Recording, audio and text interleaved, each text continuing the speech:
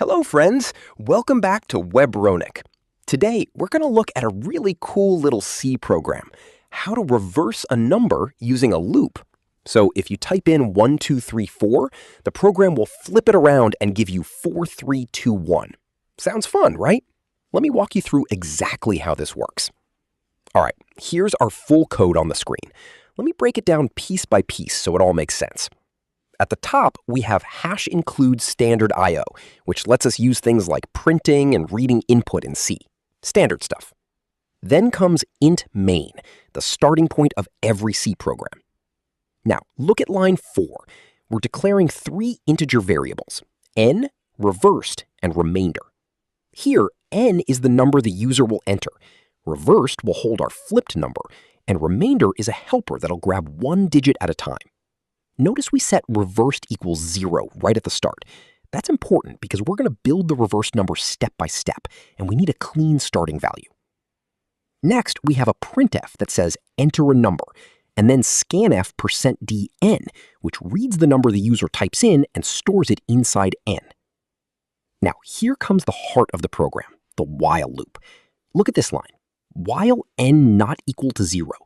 In plain English, this means keep running this loop as long as n is not equal to 0. The not equal to symbol means not equal to. Inside the loop, 3 things happen. First, remainder equals n mod 10.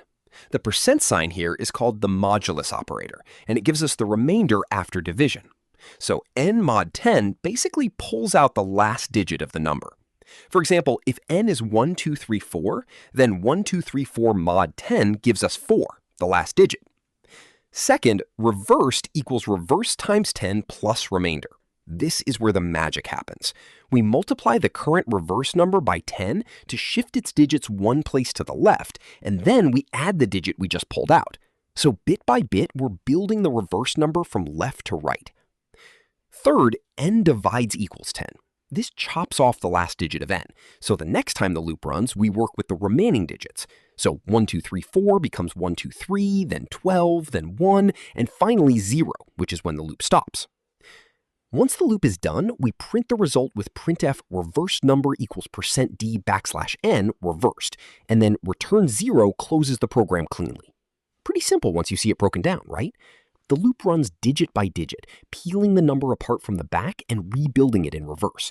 So if you enter 1, 2, 3, 4, the program gives you 4, 3, 2, 1. Enter 9, 8, 7, 6, you get 6, 7, 8, 9. That's the whole logic in just a few lines of code.